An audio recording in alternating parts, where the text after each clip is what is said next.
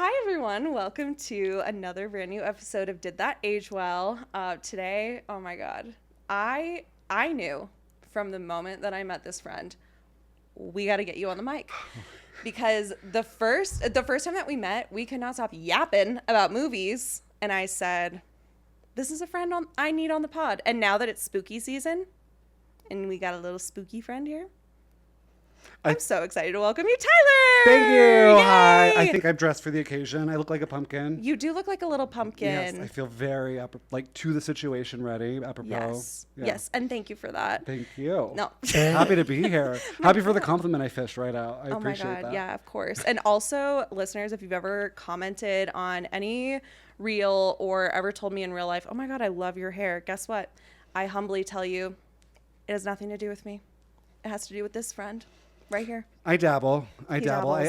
work at a salon randomly downtown on the days that I feel like oh my God, so random. Yeah, so random. You can schedule when I want to be there. So Yeah. feel free to reach out to your podcast host with that Yes. information. Yes. If you want to randomly go downtown and get your hair done. Just one of those days, you know. Hopefully I'll be there. And if not, just look around town for a big, bright orange. Just look for a little pumpkin and you'll find it. Oh my gosh. Okay. So how are you? I'm good. Everything was good. Today was just, I don't know. Today was fine. Today was a lot of working, running around. Yeah. Getting errands done. I'm like, oh my God, I'm in my 30s. I have to adult. This is what it feels like. So caffeinated, way too hard. I'm on Red Bull #1. So let's just see where this takes me. And let's see where it takes you. It gives you wings. That's what they say. Hopefully, God willing. Okay. I am so excited today to talk about the Witches of Eastwick. And every time I say the Witches of Eastwick, I want to say the Witches of Westwick. And I know that I will say that at some point in this episode. That's so, okay. Directionally listeners, challenged. I'm sorry. Yeah. What's right, what's left, east, west, north, south, I don't know, but I am going to mess it up because I always do that. And that's completely fine. As long as you're aware of your directional dyslexia. Yes. We're not going to yuck your yum, whatever it is Thank that you want to say. So much. I will try my best to call this film the title that it actually is. But tell me about your history with this movie. Definitely. Cher. Cher. Grew up with Cher. Cher. My God, just seeing her on screen, I was so jazzed. And then, of course, seeing her, Michelle Pfeiffer, and Susan Sarandon all on one screen as witches. The Coven. They are capital T, capital C, the Coven. Was this the moment I came out? I don't know. I'm still considering it. I don't know if it's something that I'm planning on doing you saw those three women and you said, I'm a homosexual. I figured it was kind of in the realm of that, but we'll still trying to work with it. Everyone's on a journey. But yeah, these women are so, I know that I overuse the word iconic, but they are. You get a superstar, you get Michelle Pfeiffer, fresh off of Godfather, Susan Sarandon, I think had just or was about to do Rocky Horror or was on the same film. And then Jack Nicholson. We can't forget the leading man of heteronormativity, misogyny, and chauvinism, which I don't know the difference of chauvinism and misogyny, but I'm sure, again, to this situation it fits. But both of the above absolutely fit. They basically mean the same thing. They're synonymous. Sure. Yeah. Basically. So. Yes. Three women being total badasses in the tiny little town of Eastwick. There it is. That's the one. Northwick, Southwick, Eastwick, Westwick. One of the Wicks. Yes. Not John Wick. Not John Wick. Different movie, different podcast, different time. Okay. Another time. Another 20 years we'll come back and talk about that. Yeah. No. So I'm sure I saw it more than once just sitting in front of the screen, looking at the hair. The amount of hair in this film. The perms. Hair to the gods. It was, the Susan Sarandon transformation of her getting laid immediately after getting a divorce. I think the day after in this movie. And her developing, I don't know, the tightest perm you ever saw with the most amount of hair, and it's just bright and red and took up the entire. I just couldn't look away. It took up the whole room, in a good way. And then Cher competing for that same title of do I have more hair than you? I don't know. It was. It was pretty awesome. The hair, it's just it kept on growing and growing. The hair to the gods. I loved it. I loved every second of it. I had so much hair envy. I always wanted, growing up, I always wanted to have really big curly hair to the gods. Yeah. But I also know a lot of people who had big curly hair were they wanted like straight fine hair. It's sort of just like what you don't have. But you know what they say about people with big curly hair? Neither do I. I don't. I have no idea. I don't. I just know there's probably a saying out there. But you never had a perm when you were younger? You weren't one of those kids that your mother forced you? My mom didn't let me because she's like, it'll ruin your hair. That's what she said. She's like, no, you can't damage your hair. Honestly, I don't really remember. I'm pretty sure that my mom was like, no, you don't want to do that. Like, you don't, like, your hair's too, like, healthy. Anyway. Well, I'm sorry for your childhood. I'm sorry that your mother took you in the wrong direction. The hair journey. I mean, you should have absolutely had a perm. Every one of us in the 90s did. I mean, I had a perm. Yeah. Yeah, I remember I got a perm. It was one of my favorite moments because I had, I think, the next day, and you're not supposed to wash it for like 2 days. Of course. And I've seen Legally Blonde. I know. Yeah, you know. I'm you then, luckily. And then I had to go into football practice. And I couldn't wash my hair, and so I was running late to football practice for whatever reason. So I had to run around the track for like to catch up with whatever pre-workout or whatever it is that they do. And I just saw in the shadow this big bouffant just like trailing me. I felt glorious. I felt like amazing. Cher. Yeah, and you were. That's amazing. Wait, so how old were you when you got your perm? Probably middle school. Oh my God, that's amazing. Yeah, it was. Wow. It was a great time. And honestly, it shows you have the confidence of someone who had hair just bouncing, waving. Glorious. It was a poof. No, delusion and confidence definitely go hand in hand in my development. It was one of those. Absolutely. I'm just going to roll with it and hopefully it works out. And if it doesn't, well, here we are. Delusion.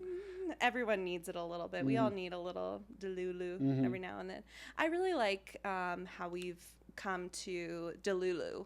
Delulu. I like that delulu is a part of the nomenclature now, you know? I mean, good word choice nomenclature for sure. Thank you so much. Very impressed. Thank you so much. Delulu, I mean, we could say the full word, but Delulu is just more fun because you're then a part of it. You feel like you're laughing with the person who's delusional versus at the person who's delusional. Exactly. Yeah. But you're still insulting somebody without them like really taking offense. So I do like that. Yeah. I like it. And I, of course, have my moments of Delulu, and I would really like for everyone to tell me, oh yeah, that's just a little Delulu, rather than you're delusional, you dumb bitch. You know what I mean? I can sympathize, but I would love the sentiment of someone just like pointing me out and calling me out on my dumb shit, because then I'm like, well, can't help it. Here you are. You know, this is what you get. Yeah. This is what you get. No sorries, no apologies. Here's what we should say. Speaking of Delulu, Jack Nicholson. Let me live in my delusion. This is the world that literally let me live. I've made for myself. Yeah. This is where we are. I'm happy here. Let's talk about, speaking of Delulu, let's talk about Jack Nicholson's character in this movie. I have an important question for you. Would you fuck him? Oh, God. Oh, God. Before or after the cherry scene? Probably after the cherry scene. Yeah. I like my man with a little bile on him. A little, God. a little drippage. There's something about it. It just, like, humanizes him a little bit. I'm like, I've been there. Haven't we all? Haven't we all had the devil exorcised from our bodies? I mean, he's 5'10", but we did speak on this earlier. His eyebrows. I think I would be too distracted, whether or not he was hovering above me or whatever. Sure. North, south, east, west. Wick. Yeah, he's part of that wick. Yeah. That's a hard one because I don't think I would like be able to be present in the moment with him doing the like where like are they at the top of his head, the eyebrows, or are they in front? It's a lot of movement on his forehead. And what about you? Oh my God, I still can't decide. Like, he is so horrible in every way. But he's 5'10" and just full of confidence and piss and vinegar. I mean, honestly, like part of me is like, I wish I didn't, but I probably would. I think I'd do it for the story. I mean, he definitely has game. Jack Nicholson fucks. Oh, he fucks. Like, you see any of his interviews, and I don't know if you saw the Jennifer Lawrence when she was, like, coming up to her fame. Oh, yeah. And he was like, oh, you reminded me of my old girlfriend. Yeah. And she was like, oh, my God, that was Jack Nicholson. And like, Jennifer Lawrence. Yeah. Your standards. Yeah. I know. It's crazy. I just feel like, I mean, like you and I were saying off mic, this role really, I think, solidified him as a kooky, delulu, kooky, off the wall, physical comedy. Oh my God. Just like physical comedy and the horror. Just a man who can lose his shit and make you laugh while it's happening. Well, and also make you terrified. If you've been on Instagram or any social media, Facebook, MySpace, whatever, you've seen the meme of him and the snow and the shining. And of course. Face. Yeah.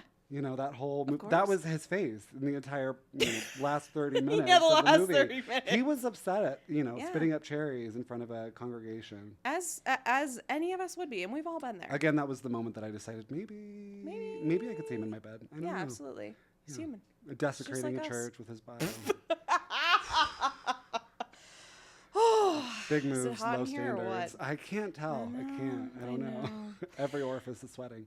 The women at the end of this movie too, I feel like they kind of get us because like even though they all know that he sucks and they know that he's like the devil and they know that they're better off without him, they still are like, I kind of miss him a little bit, And I think that's beautiful. I think that it's beautiful that they don't bring him back to stay. They say, okay, we say hello on the TV, and now bye. Bye. I agree. I think it was like he's still showing up because throughout the entire movie he's giving every single woman what they want, right? So yes. Cher's was loneliness because she was a widower. Susan Sarandon just got a divorce. And Michelle Pfeiffer, her husband left her. Yeah. And left her with 5, 6 kids. My God. And they all look like children of the corn. Anyway. that's the real horror. That was the scariest part of the whole scene. Totally. I was like, children. Just the children. In a movie. No, I didn't. I could see him preying on each one of these women's like instabilities and insecurities and what it is that they kind of felt they need in that moment, and that's what they wish for right at the beginning. Yeah, what they summoned. Right, but then over like too much of a good thing then becomes like, hey, we want this woman gone, and then Felicia. We'll get into her. No, girl. Love Felicia. Hello. Yeah.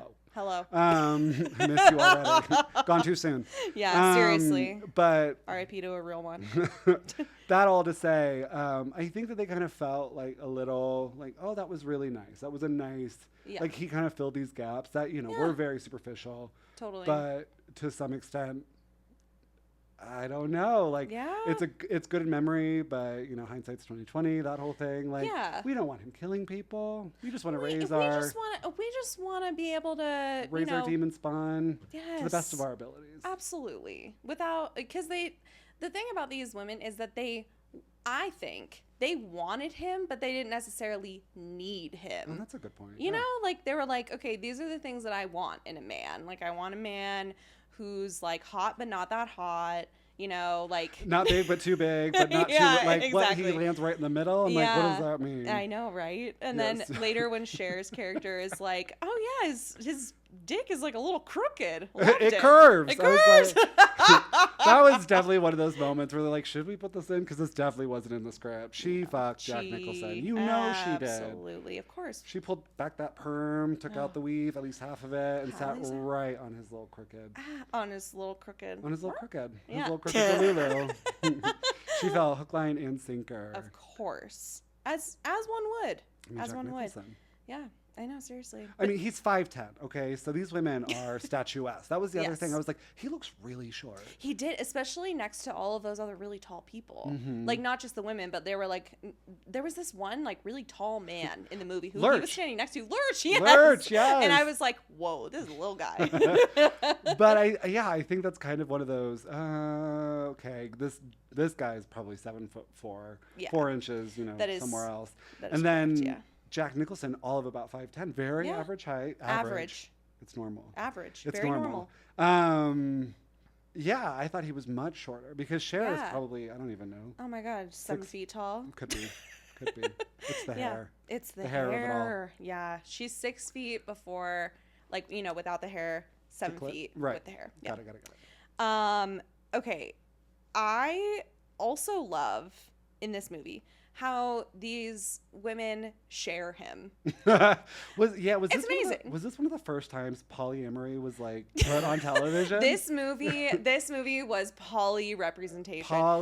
These women, I mean, at the very end, there was like one part where they were like jealous of each other, there was like, but for a lot of the movie, for like the whole fun montage, they were just like, yeah, let's, it was like SZA's The Weekend.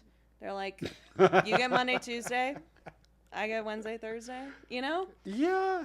Yeah, I think that it was very it was very progressive for the time because it was in the late 80s, but like I mean free love whatever, but at the same time they were in their tiny little town. I think it was like 7,000 people sharing a man, so they were all considered sluts. But at the same time I was like, get the bag. If you have a man who comes in and buys a mansion and shows interest to you, don't stop me now. Bring my friends along. Hello. Bring my girls. Yes. And also, like, he did, in the beginning, like, help them discover their power as witches. Right. But then once they discovered it, they didn't need him anymore.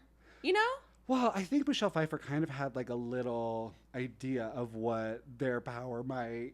Like, she kind of had, like, a little seasoning of it. Because they were all like, oh, when that one guy at that one rally. Oh, yeah. I mean, I don't know. God. So he was waxing on, and then they, like, summoned a storm. And then they, like, went together. And Yeah. And then, it was, oh, my God. Their little meetings, their little coven gatherings. And the little, I want to be...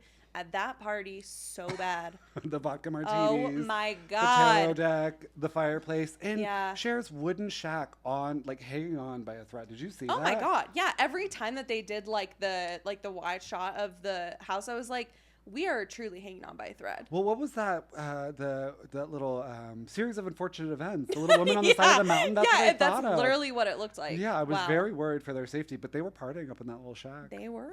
Cher and her adult child, which we didn't get to see much of. I didn't really understand Cher's like home life. She just was a widow. She was a widow and she had a kid. An adult child. Like a teen. I think she was like a teenager. Anyway, the thing about this movie that really solidifies it in the 80s is that no one cares where their kids are. Very true. They were. You never see the kids because they're like, they're at home. They'll figure it out. That was probably the appeal. The 1980s. Probably the appeal of getting together in small groups because you could leave your children at home and get fucked up and then absolutely hopefully walk home. But at that point, I mean, that's a very funny point. I think that nobody cared about their kids. Susan Sarandon didn't have a kid. Cher had a kid, adult, allegedly. And then, Michelle had her 5 little children born running around amok. What were they doing? Who knows? Who cares? It was the 80s. No, that's They're like, they'll figure it out. Yeah, I'm trying to think what else was really 80s. Oh, the structures of the homes, how each house was like 3 stories tall. Yes. I'm like, how is this possible? I know. You have a 3-story McMansion. Yeah. And you're just chilling and you're unhappy about the birds, the egrets. Felicia. I don't know. I loved Felicia. I know. Can we get into her a little bit? Let's get into her. Okay, so Felicia was one of my favorites. She was like the like, I don't know, the very judgy wife of the head of the newspaper. She's a busybody. And she just sunk her little teeth in everybody. But she was probably the campiest character out of them all. She was so overacting. Yes. I mean, the funniest, like the whores in the middle of the church. Whores! I love whores! She's just sweating after like falling. So they figure out, let's rewind real quick. They figure out Daryl Van... His name is Daryl Van Horn. Wait, Daryl Van Horn. I wrote it down because at the beginning of the movie, they're all like, "Oh, I can't remember his name." Like we all see him, but we don't remember his name. Daryl Van Horn. Daryl Van Horn. Yes. And so they're all at the gathering, this like after party at someone's house. I don't really understand. Oh, it was after the concert. Because he was snoring bestial, like.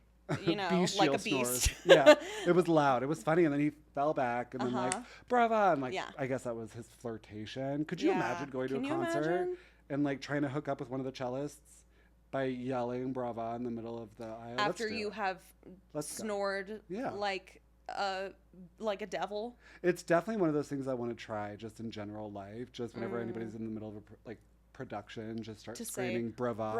Hopefully that works in my favor. I think that it will. So based on what we've seen on screen, I think it's foolproof. Yeah, completely. Daryl Van Horn. So they're trying to figure out its name. They finally get to it. Michelle Pfeiffer's pearls break and collapse everywhere. And then Felicia, who's like, oh my God, blah, blah, blah. They do the cartoonish where she's like spinning in the air. Whoa! And then falls back and then dramatically looks up at her husband and says, I think I've broken my leg. Like, it's so over the top. It's incredible. Hysterical. Yeah. But this is when she starts losing the plot and she becomes even more of a campy actor. It's hysterical. I mean, the last scene where, like, right before the fire poker incident. Oh, right. The way that she is just rubbing herself.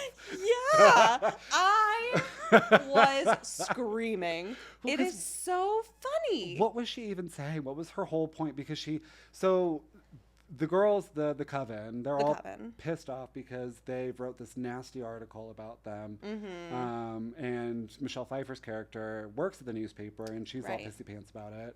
And so they finally go back to the mansion that Lord Daryl Van Horn. That one. Yeah. He is like feeding them this massive amount of cherries. Just an absurd amount of cherries. Cherries are a diuretic. How are these women not absolutely shitting themselves? I know. As they're like bemoaning the point. Anyway, huge amount. This like trellis of cherries. Yes. And so they're just chomping. And Felicia at her home, McMansion, 3-story high, beautiful home, and wherever they are. Yeah. Starts spitting up, but as she's like, he's trying to get inside of me. That's what she says. She starts spitting up the cherries and like puking horrendously. Her husband, who's so over her shit, is like reading a newspaper or something. Yeah. And starts spewing up and saying, he's trying to get inside of me. He's trying to get inside of me. And then proceeds to like lift up her skirt and like sink both of her hands, not one, both of her hands under the cover of darkness. I don't know. She says, it was crazy. It was so funny. I was screaming. Running around saying, they're animals. But to that point, she was also very insightful. I think she was like a mid-level witch or something too. Yes. Because she was very insightful about the evil, which I was like, oh, a white woman. Yeah, she basically gives like a premonition earlier in the movie. I'm like, this woman is intuitive. Yeah. A woman's intuition. We're all a little witchy, wouldn't you say? It was pretty good. Yeah. I think, I really want to talk about Daryl Van Horn, how this character is like, I find this type of man to be the most annoying type of man, and here's why. When he's talking about how he doesn't believe in marriage because he thinks that, like, it kills women, that, like, women are reborn after a death or divorce because, like, men are holding them down. And he's like, ugh, aren't men such pigs, blah, blah, blah. Like, I would love to be a woman. And then he goes into, like, how women are so amazing because they can bear children. And it's like, oh, okay, now we know who you really are. But when men use, like, when they spin a whole bunch of feminist stuff to try and get laid, we've all seen it. And it's classic. It's a classic move, and it's like the worst type of man. It's the fake wokeness of it all. Like you're kind of like manipulating the situation to your benefit. Yes. It's very much like a pick-me girl, but for a pick-me boy. He's a pick-me boy. He's a pick-me boy? Is that what that would be? There are pick-me boys, and he is a pick-me boy. He's like, oh my God, yeah, women are amazing, aren't they? Yeah, raise the flag, but don't forget Yeah. And he's like, yeah, I also love pussy after lunch. I love that line. That shit made me laugh so hard. I laughed out loud and then I wrote it down. Jackie he said, I love pussy after dinner. I think I had something in here too. He said he always likes a little pussy after lunch. It was so the way funny. He is writhing around on that bed trying to be seductive. It was so funny. This movie is so over the top. It's so campy. No one asked for it, but I would ask for it again and again. I definitely think there's probably going to be a sequel. Barry Beetlejuice. We're going to bring back Cher. True. Yeah. And Michelle Pfeiffer. I mean, they all look stunning right now. They're gorgeous. Beside the fact, it was so fun. He plays this like adult child very, very well. Yes. I think that's like the whole guise behind it is like he's using his, I don't know, kind of like his draw, whatever that eyebrows, I think is what it is. The eyebrows. He's using his draw to bring these women in and like find their weak points and kind of use it against them. And then, then really just wants to bury his seed and procreate. Like, wow. It was the 80s at that point. It was, so and then there was we were one back in the focus. 80s. Yeah. Yeah. We and in just that moment, need more we were back of in the me. 80s. Yes. But yeah, no, when he was writhing around on the mass, like that home was beautiful. Oh that my God, yeah. massive bed. I was like, I mean, yeah. if I had that big of a bed and I look like Hugh Hefner in that situation, potentially, would I just like crawl around my bed like a maniac? Maybe. Honestly, maybe that's why he looks so short, is because of that big old bed. Very well could be. It was the combination. Yeah, the combination of the two. Yeah. Yeah. Okay, so sorry. No. I'm getting too excited. Oh yeah, he says that line. He's like, "Oh yeah, they used to burn witches because they were midwives right. and like men wanted them out of the medical profession." And he's like, "Men are such cocksuckers, aren't they?" Aren't they? Oh, God, he's so annoying. Pick me. But then he is ultimately, like, these women already were like brought together and they were already starting to find their power, but he just sort of brings it out of them and gives them a mansion to live in and romp around. So, you know, I guess he was good for something. I mean, the pink balloon scene of it all, I was so jazzed. I'm like, you have so much space in this huge mansion. Oh, yeah. Which was like a historical building with like the weird egrets or whatever they were. Yeah, and why was this building abandoned anyway? I'm like, I don't think they got into that. They didn't really get into it. But it was phenomenal. And like I said, if Jack came up to me looking like he did with a big old mansion, rolling into town with his little assistant, Lurch, and asked me to be a part of it, wanted to go play tennis with me. Yeah. Baby girl, you bet. Yeah. All fours. I'm on all fours. Now that we've been here for a little while talking about this, I'm thinking my previous question was a silly one. Would we fuck him? Of course we would. Well, yeah. I mean, for all the perks involved, absolutely. You're going to give me a mansion. I don't have to work. Yeah. A trellis of cherries. Say less. Yep. Just never ending cherries. Oh my God. Okay. I had some questions though about his hair. What was the high pony? What the fuck was going on? Down? The half off, half down, but with the and truly no shade, we are an ally to the bald and balding, but his hairline so far back, and then he takes it and he pulls it like this, and then has it in the half up, half down. I thought it was just not working for me. It was definitely kind of like the poser of a pimp. Like, I'm here doing the best that I can, being the most charming that I can be in this situation. But it's just Jack Nicholson. I think at the end of the day, it's at just the end of the day, him like, being a fucking he's just psycho. a goofball. Yeah, goofball. Goofball, psycho. Yeah. It's two different sides of the same coin, honey. Completely. Okay, so we start to see like the cracks, or I guess the women start to see like the cracks in his character when he says, after Felicia dies, oh, Felicia, people die all the time. That's what he says. It reminded me of that scene in did you watch Wild Wild Country, the documentary? No. Okay. There's this amazing documentary on Netflix that came out like 5 years ago called Wild Wild Country. It's about a cult, and there is this woman who was one of the cult leaders who's being interviewed, and there was a big scandal in the 80s where she and other members of the cult poisoned food at the local like buffet, like kind of like a country buffet in the town, because they wanted people to get sick so that they couldn't show up for an election so that they could take over the town. So all these people got really sick and they were asking her in the documentary, now like 40 years later, they were like, so what do you think about that? Like, all those people got sick. And she goes, people get sick. The complete gaslighting of it all is what makes it kind of amazing, because you're like, you know what you did is wrong, right? Yeah.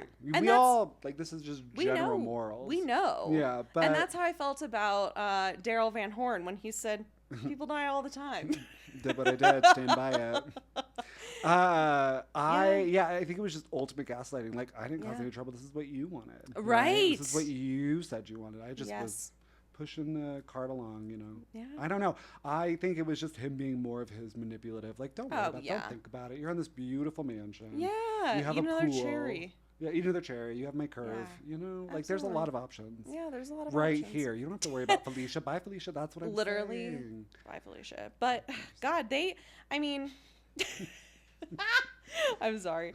I was looking at my notes and I was just seeing horse. Horse. Horse. Oh, Felicia, she was so good. Oh, she was love her. like peg-legged, running around the church, grabbing people. It was incredible. She was so wild. She was so wild. Oh, I loved her. I just loved her. Tyler, have you ever been called a slut at the grocery store? Not yet. Not yet. See you there? Are we going to keep Supers after this? Yeah. See you there, guys. No, it was so I remember very distinctly this scene of when Susan Sarandon, the hair, the bouffant, the red orange. Yeah.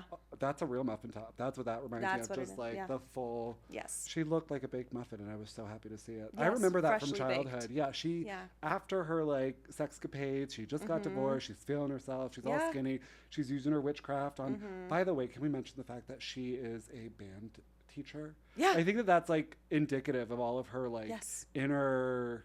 Like how much she wanted to fuck, just in general. Absolutely. I think the trope is really the band teacher, the librarian, all of those, you know. Totally. And she is kind of like, she comes off sort of, not like mousy, but sort of like, you know, a little like, oh, I've got a secret.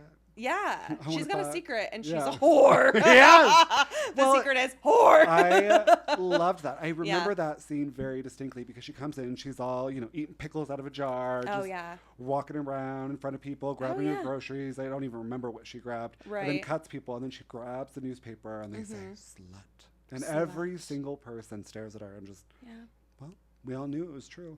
So I would 100% love to be called or call someone a slut.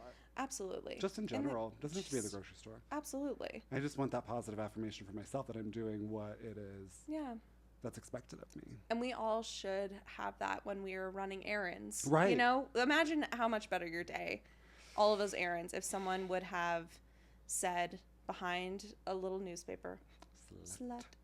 I loved it. Call me what I am. Loved it. She Love looks it. stunning, by the way. She just looks so good. I was my like, God. Susan. I know. My jaw on the floor. Yeah, She's gorgeous. so gorgeous. All of them are. All of them.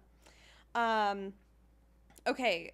What did you think about the tennis ball scene? It was cute. It was very 80s, like CGI. So that is another moment where I'm like, we are placed in time. It was so good. Oh yes. It's what like. How did you do this? Like there's so many practical effects in it. Yeah. With the falling, the pearl scene, and the spewing of bile. And but the tennis scene was like the first time I think green screen was like introduced in the film. Yeah. And it was really cool because you're like, okay, so they're now discovering their powers. They're all pissed at each other too because right before then, Cher and Michelle Pfeiffer's characters are running up to the mansion, and Cher's all jazzed about like, I have this new guy, and then she explains the curve, all of that. Go up to the mansion. Susan is just lounging with her now red permed hair, tits out for the freshly boys. Fucked.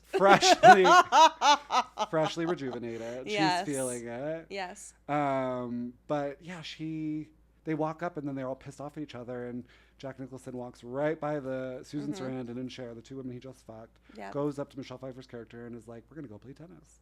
And they do. And then the tennis scene was very silly. It was so silly. I think that like the trope of, you know, like the tennis scene where people trying to like hit each other, the moment of competition on the tennis court, it's so cliche, but I loved it. I loved it. I loved it. It is a cliche, and I think it went on, like, they didn't really get to the magic quick enough for me. I wanted the magic to be, I didn't care as much about them just like, you know, hitting the ball. But once they discovered the magic, I was like, let's go.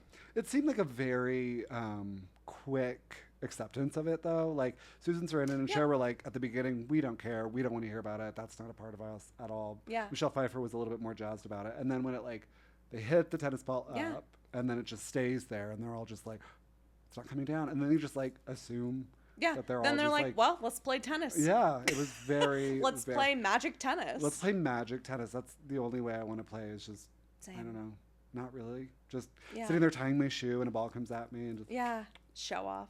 I mean, well, I'm just busy. I'm doing other things. Look, busy tying my shoes. Yeah, seriously. Busy being a slut. It really doesn't take much though for all of them to get on board with him, because like at first it was Michelle Pfeiffer's character, right, who was like the last one to come in and was like, I don't know, you kind of make me uncomfortable. But then what? And then in the swimming pool, that's what it was. And he goes, "Are you gonna seduce me?" And he goes, "Yes." And she goes, "How?" And he goes, "I don't know." I was like, "Well, this is really hot right now. Whatever's happening, this is the scene." Someone grab me a bowl of cherries. This is so hot. Riveting. I need to take a shit. It's been 3 days. Just spitting it out. No, but then how did he? Jack Nicholson got Cher, Susan Sarandon, Michelle Pfeiffer. Looking back on that, that's a big grab. That's that's a big. I mean, truly, that. It's good for you, Jack. Good for him. Good for you. Good for him. Good for the devil. I can't say that this is true because I don't remember where I read it, but at some point, sometime, I read that Bill Murray was initially cast for this role. Shut up. It would have been such a different movie. It would have been a really different movie. Because he doesn't have the brows, I'm afraid. First and foremost, he does not have the brows. He doesn't have but he has the like sardonic wit of it all. Like he's very dry. Jack Nicholson is very campy, and I think that movie. I think you need, if you're gonna have a sexy little devil. I mean, Bill Murray. Who do you think of? I feel like they needed a little goofball psycho, and I just feel like Jackie came in. Bill Murray, like he does fit I think like many of the descriptions that they had of like a guy who's like hot but not really. They're like, he's not hot, but he's something. He's very, like, I just think of him in Groundhog Day with his hair all crazed. Just very, like, teddy bear. Like, he's kind of that, like, neighbor next door you don't really talk to. Yeah, totally. Definitely chagrined by life. Yeah. But, I mean, in a movie like this, with 3 baddies, I don't know. He might have been, like, overshadowed maybe a little bit. Whereas Jack, I think, held up his own. He really held his own. Yes. Oh, my God. And I just, like, it's hard for me to think, like, who else could have done that? Who else could have done that? In the 80s? I mean, maybe Eddie Murphy.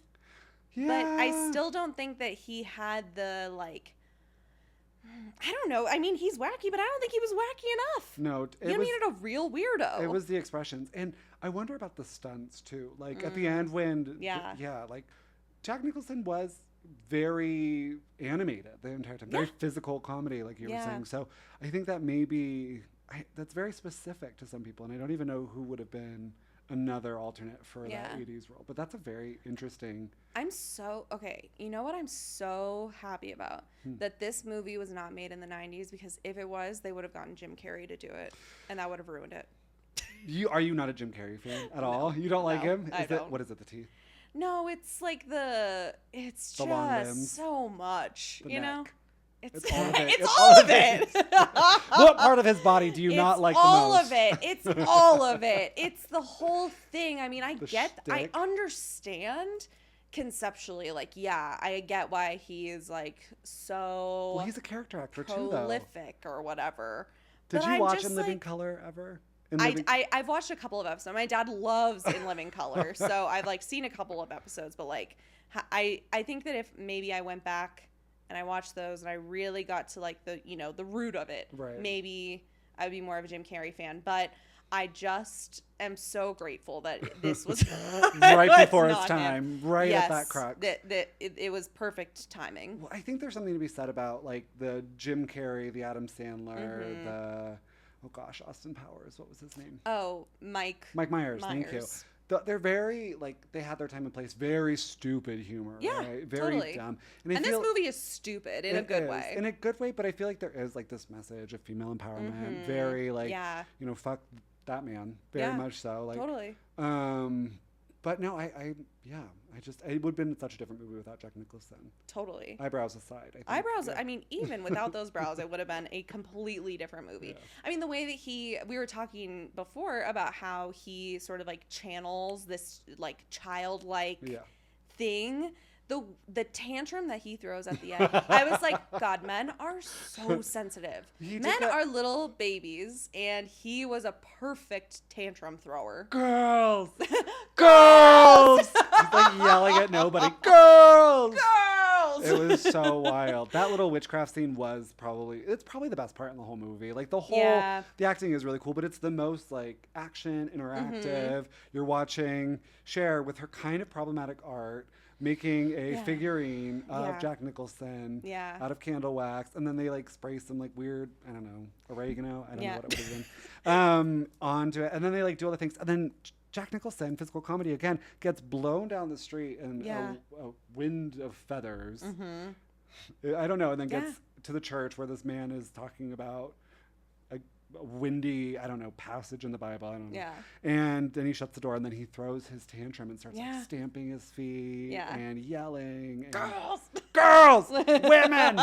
Women! When he doesn't get one thing he wants. It's like, no, give him some space, you little child. When he said, do you think God knew what he was doing when he created women? Yes, very much so. Wow, yeah. And yes. Mm-hmm. Mm-hmm. I thought that was just like, it was so incredible seeing like, oh, this man's true colors. Mm-hmm. Finally, he can go on and on about women's empowerment and how he loves women's liberation because he's just trying to get his dick wet. That's and then when it comes down to it, when he doesn't get what he wants, he's yelling at God and he's throwing a tantrum. But that's the thing, is that this movie, I think, shows that like whether it's heaven or hell, women are oppressed. Doesn't matter which end of the spectrum you're on, the women are oppressed. Trigger warning. It's very upsetting. Content warning. Women. It's true, though. It is a very good point. And I will say, the thing that sucks about something like this, though, too, because they just kind of show like how easy it is to get, I don't know, all the noise can kind of get like died down if some man is in the one like yelling over the top, right? Yeah. Like when Cher, so there's one curse, right? So there's 3 curses. Yeah. And the curse of Cher was the snakes. Curse of Susan Sarandon was like quicker than time. And then the curse of Michelle Pfeiffer was pain. Right. And so Michelle Pfeiffer's character gets like stabbed. He stabs a tomato, granted, and shoves it very elegantly in his mouth. Yeah. I, again, got kind of sweaty. But it was very interesting to see like when Cher goes to meet up with the Jack Nicholson character. Mm-hmm. Daryl Van Horn. That one. He, Daryl Van Trumpet. I don't know. I keep thinking like different instruments. But it was very funny because he stamps his feet again. He gets all like, I'm just so lonely and I just want to be with my family and you guys left me alone. Like, you literally killed someone. Yeah, you literally killed someone. They didn't want you to do that. You killed Felicia, the best one of us. Yeah. But he stamped his feet and then essentially like manipulated the situation by saying, I'm so lonely and like, it was very funny that like his tiny little tantrum again got him where he wanted. And kind of the church thing, he's like, I'm going to throw a big ass tantrum now and we'll see what happens. Yeah. I don't know. It's just kind of funny how that works out. I know. Do tantrums work? Sometimes, I guess. I guess it depends on how old you are, but most of the time I think if you're like, man. Is this the podcast for that? I don't know. Yes. I don't know. How this are we is the gonna? Podcast for that. It was it was a tantrum, huh? I don't know if I've ever thrown a tantrum. I always find it very interesting when people are yelling in general. Yeah. Like if there's a decibel level that gets like overarched at any point in time when somebody's like yelling. Yeah. I'm like, what? I'm so sensitive. If someone like raises their voice a little bit, I just start crying. You do? I do. Oh, that's so sweet. You got to work on that. I know. Yeah. I really do. No, you should just fight back. No, stop it. Work on that. No, but seriously, like I don't know. Like I feel like in how I grew up, and this is like no knock to my family, but just like I think like culturally, like how I grew up, if you wanted to hurt someone, you did it in a way that was totally backhanded or like cutting, passive aggressive, not like yelling at each other. So when someone like raises their voice at me, or like when people start yelling, I am shocked. Yeah, it is shocking. Shocking. Yeah. I think the thing that I always struggle with whenever anybody yells or starts to get like loud is, are you okay? Like, Literally, what's are truly you going okay? on right now? Yeah. When you see people freaking out in traffic, I'm always like, did you What's really forget? going on? Did you forget your medication? Are you? Yeah. What's happened right And now? maybe they did. Maybe they just Yeah. they didn't get their 3 hotties with the bodies.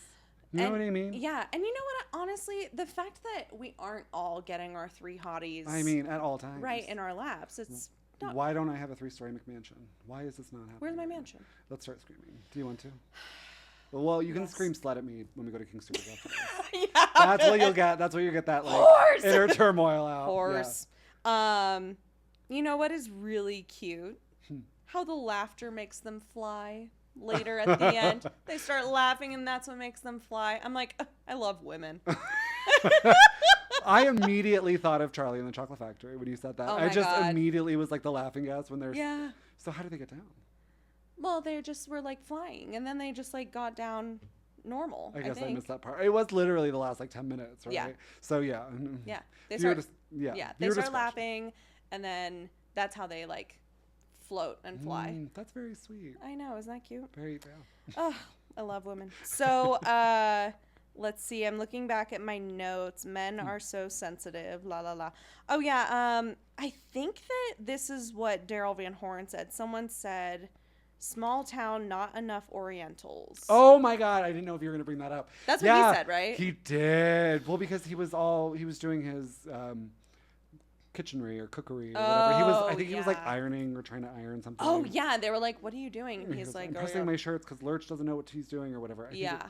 He's like, "Oh yeah, like this is such a small town. You can't like there's no one to do your work for you." And then he said that, and it was like a yikes moment for sure. Like, yeah. uh-oh. Uh-oh. And I mean, we were supposed to see. It's not like it was just this permissible thing. Like it's a way to show us like, oh yeah, this guy is like shitty. Really? But it did really take me back. Yeah. I was like, whoa. Pre-PC for sure. Yeah. It was definitely one of Yes. those like yikes moments. And I think that Cher's character said the R word at some point. I think She that did. Yeah. She She was sure talking about did. someone who was ugly and like, yeah, oh my God. Okay. I'm sorry. This is not something that ages well or not, but I just looked at my notes to see again the quote, "I get pregnant easily." That doesn't bother you? I get pregnant easily is an insane thing to say. That doesn't bother you? That She doesn't was bother so you? like sexual about that too. I know. Oh, you're not like the other man. She's like, "Oh my God, you wouldn't like." That's not something you're. No, but secretly he's like, score jackpot. Yeah. Only need to. What did she say? What was her like? You could just something, and then I would get pregnant. There was some like weird metaphor that she it was had made. something like that. I can't remember. But he was like, "Fuck yeah, we'll get 2 for the price of 1. Who knows?" Insane. I mean, I just loved her. Like, this is how he's seducing me, and I'm just telling Yeah. you don't mind that I don't get that I get pregnant. You'd be willing to impregnate me? It What was wild. Yeah. I mean, yeah, just that was crazy. boundaries. I don't know. I don't even know what I would say to that. If somebody came up to Yeah. me, heteronormatively in that situation, and we're like, "You don't mind that I don't get pregnant?" I'd be like, "Prefer it. Thank you." Yeah, Like, what are we doing Yeah, right what are now? we doing? I'm okay. Insane. You already have 5 kids. I don't want one of my own. Thank you. Insane. Yeah, just God. It's the thing that is really funny about the town is that they don't hate them because they're witches. They hate them because they think they're whores. They don't know that they're doing anything like supernatural. Felicia. You know? Well, Felicia called- knows. Felicia was the one. Felicia was the other witch. knows. For sure. But everyone else who's like judging them, it's really only because they're like, living in this mansion with this. I think they were petty. I think they were jealous. I truly do. Because Totally. the scene in the convenience store, they were Yeah. pissed at They this were. girl. Yep. And she was just like living her best life, eating her Yeah, pickle. she was free. They she had a wanted spear. what she was had. killing it. Yeah. But I think that's really what it was. That's why they were all pissy Yeah. pants about it. Well, and they were all churchgoers too. So, True. I mean, I don't know about 80s church, but I know about now church, like Yeah. 2024, post Yeah. Y2K church. I mean, maybe whores are a little bit more accepted. Maybe it has gotten more progressive than transgressive. But Yeah. I think 80s church would be kind of a serious indictment Yeah. of someone if you were like called a whore from the church, if that was like Probably. your title. Yeah. Right? If Felicia was calling you a whore. Felicia was wild. Felicia. Oh, God bless. God I just want to go back to the scene where she like lifts up her Mormon skirt and just dives in head first. She's like, he's inside me. I'm like, oh my God. Incredible. I love her. And then she started spitting bile. I was like, get it, girl. Yeah, you loved the bile. I bring it up too really often. did. Has it been 3 times, 4 times? Okay. It might be brought up again. We'll see. And I'm gonna guarantee that it will. If we, depending on how long we're here, you're definitely gonna bring it up once, maybe twice. It was a very enjoyable part for me. I don't know why that is. Yeah, it humanized them. Yes, yes, it did. Relatable content in a movie that doesn't have a ton of relatable content, considering I don't have witchy powers, but Have you ever played tennis? I do. See? I have played tennessee. Very relatable. So, oh my God, so relatable. We got one. I identify with these women with their giant hair, legs for days. Legs for days. Susan Sarandon's legs were out all the time. God. The tennis outfit, do you remember it? Yes. It was unforgettable. This big. Yes. It was so funny. Incredible. Yeah. I did love the tennis outfits. Something that we haven't talked about yet is the fact that this was based on a novel. Yes. Okay. And John Updike? Yes. Mm-hmm. Sorry, didn't mean to hit the mic. He said, I have to look up this quote. He said that the book, which was published in 1984, was an attempt to, quote, make things right with my, what shall we call them, feminist detractors. Detractors, because he was often known for not really giving a whole lot of agency and depth to his female characters. Like, most of the depth and agency was reserved just for male characters. And so I think that this was his attempt to, like, try and write a story about women that was empowering. And I think there is sort of this, I don't know. I'm still kind of left questioning, like, was this story in its original form written as really like an empowering story about women, or like is it like a fun satire, or is it like something else? I don't know. I think we can look back on it and enjoy it as a satire. I think during the time maybe it was made for that purpose, but yeah. I think looking back I think it does age well. I think it does too. But I do think also at the time in the 80s, I think we were using it for kind of we got big actors, we got big names, we got a funny story, very Death Becomes Her, bringing agency and character and charm to everybody. Yeah. Kind of having a point, which was these women are powerful on their own versus having a man. But whether or not it was made for the purpose of John Updike to get some kudos or credence back from his audience, I've never read a John Updike.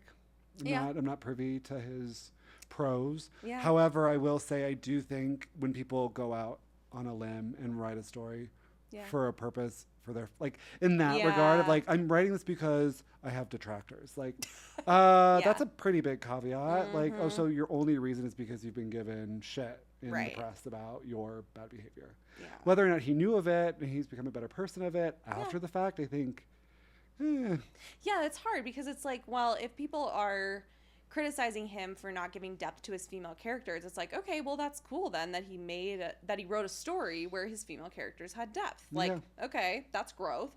But if you're writing a story to like prove a point about who you are as a person, it's also like, okay, that's a little bit. It's a little icky. Yeah. But ultimately, the novel ends differently than the movie. And admittedly, I haven't read the novel, but at the end of the novel, the women actually end up with their like ideal man. Oh. Like they all end up with like a different man. And then of course at the end of the movie, they have no man. They have 3 demons spawn. And they're all men. They're all boys. They're all boys, yes. No, I don't know if I like the book's ending. I would have to read the book though, because it's always a very the book is better, but it's a different story regardless. Yeah. I've never read the book, but I'm gonna say confidently the movie's better. Well, it has Cher. Obviously, you can't. Did the book have Cher? Stop there. I'm sorry. You didn't mention one thing. Oh, little factoid that I looked up. Cher's If I Could Turn Back Time was written 2 years after the movie was released. Wow. I know. She wants to go back to that point. I think this is alleged, but I do think that Cher really enjoyed her time on that set. I actually wait. Okay, sorry. No, go ahead. I heard that she was that she and George Miller, the director, like really didn't like each other. Why? I don't know. Spill it. What do you have? I don't know. I don't know why they didn't like each other. It was George Miller's kind of a name that gets brought up every now and then. Yeah, because he directed Mad Max. Right. And is he notorious for being difficult? I don't know. Or is Do Cher you guys just know? like... Is he a little bit? Yeah, he's sort of known for being difficult. Yeah. What's the new one? Furiosa? Furiosa. With Anya. Okay, so we're hearing from Jacob, the ultimate source on George Miller, that he was a little bit difficult on the set of Furiosa. Well, I do think there's something to be said about Cher being such a powerful icon and feminist and I'm my own bitch. Y'all can fuck off. Yeah. Maybe some male directors could have had a problem. If I were a man, I'd be very intimidated by Cher. I mean, not that I'm not intimidated by Cher as a woman, but if I was a man, I'd be scared. Oh, I'd take lessons. I'd grab a little notepad and follow her around. I'd be like, tell me, where do you... Tell me everything. Tell me everything. I just need to know. Sing to me. You can. You don't have to. But you could. If you want to. I would love if you did. No, Cher is like the ultimate to me. So this is probably why this is one of my favorite ookie spookies. And then, I mean, Michelle Pfeiffer, she's stunning. She's so gorgeous. Stunning. Yeah. But yeah, I could have turned back time. Yeah, Cher, the whole thing. Oh. Love So her. beautiful. Love her. Love the movie. John Updike, unfortunate. Yeah. Has he written anything since this? He's Have we written, heard from he's him written a since? lot. Yeah, we have heard from him since. He also wrote another novel called The Widows of Eastwick, and I think that it might have been like a story about them after their husbands died, if I had to guess based on context. But I actually don't know. I don't know for sure. But yeah, he died. He's no longer alive. Shoot. Yeah. People die. People die all the time. People get sick. Yeah. Sorry. Join our cult. No, I love this movie though. I think it's really funny. It's very in the realm of the 80s, 90s, even though, Jim Carrey you're not a fan of. I did it's very in that same Death Becomes Her realm, very much so. Witches of Eastwick, Addams Family, just the way it's filmed and the way it's kind of a silly, campy, over the top, these are witches. They don't have lightning coming out of their fingers, but they're just silly bitches getting what they want. And the fuckery of it all. Sorry. Oh no, it's okay. I mean, yes, the fuckery of it all. They save all of the crazy special effects for the very last scene.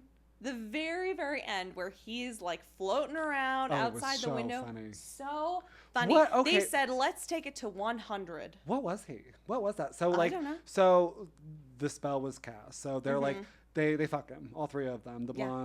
A blonde, a redhead, and a brunette walk into a bar and fuck the devil. What?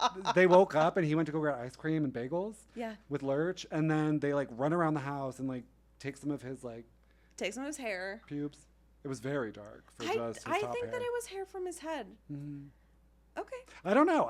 We can we'll go with the microscope later. Sure. But then they do the little voodoo, and with her again, Cher made problematic dolls at the beginning of the film. If you want to talk about PC, please. Do you think? What? Because she made fat lady dolls? I thought they were African symbols. Oh. I don't think they were fat lady dolls. I think they were African tributaries. Oh, interesting. Or something. That's kind of the vibe I was getting. I was like, Cher, you're.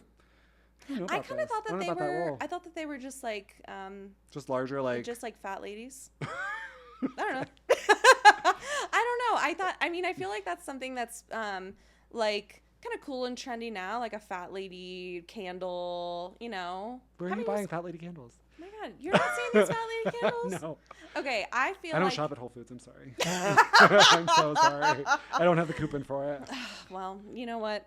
I think it could have been. I could have seen It felt a little problematic to me. I was like, Cher. Yeah. I don't know about that. Anyway, so she makes the wax doll of the figurine. They do the spell. They start blowing feathers on him, and then they start pincing him with needles. And then, they just run around and wait for him to come back, hoping that he doesn't notice that he did any spells. And then he starts levitating, and they're levitating, and they're getting thrown around, and it was cool. I was really in the vibe of seeing Cher punch someone. Yeah. Not yet though. Not yet. The special effects were very 80s. It was very fun, very practical. It was so funny. And like I loved the practical effects, the crazy special effects. You can come up here, Luna. You can say hi. Everybody, this is Luna. She is a friend of the pod. She's very cute. She's very cute and fun.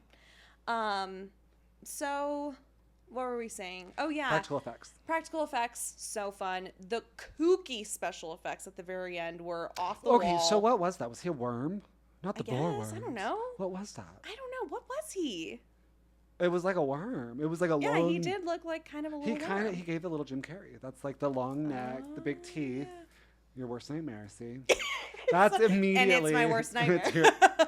I don't know what it could have been. Was it like a stretched out Laffy Taffy demon? I think maybe, yeah. Was it another call to Willy Wonka?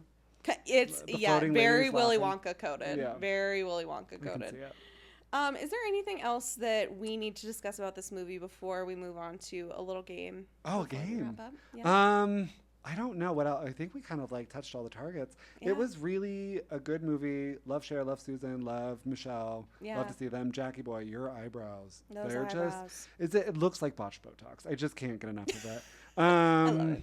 Big hair gives you powers. I think that's really what the story of that is. The story of that. And you knew that when you were in middle school. You said, I know that the big hair is going to give me powers. I need it. I want it. I'm going to have it. Yep. And then I just smelled like ammonia for a week. It was great.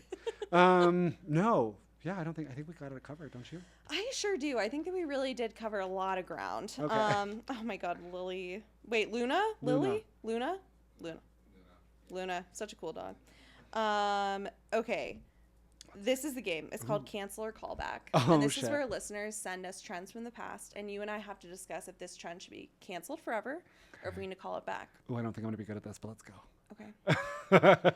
What do we think about Von Dutch trucker hats? Do we need to cancel or call back? What's wrong with Von Dutch? I don't know. Von Dutch. Well, obviously. Oh, like an early 2000s style choice. Yeah. Oh, I was like, is there something wrong with Von Dutch? Oh, no. This isn't like, it's like problematic. Is this the one with like the netting too? Yeah, it like the ones with the netting. Let me show you. I'll show you like an example. I thought Von Dutch did something, and I was like, ooh. Oh, no. This is just seriously topical. Okay. Yeah, this is seriously just like we're talking about a trend from the past. I mean, probably not. Yeah, they're kind of like. I use my hat to cover my shame. Like these. Yeah. These. Yeah. No, I use the back to cover all of the shame, insecurity, and bad choices I've made in life. Absolutely. So the netting, I think we don't need that. Yeah. That fourth wall doesn't need to be broken, in my opinion. What about you? What do you think? I think that we probably don't need Von Dutch trucker hats anymore. I love Von Dutch by Charlie XCX, a great song.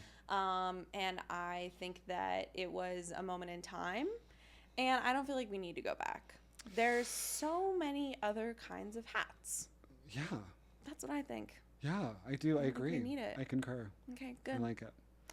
Well. That's it. Okay. Oh, and that's it. I was like ready. I was buckled up. Oh, okay. You were ready for more? No, we're okay. Von Dutch hats. Low-rise jeans.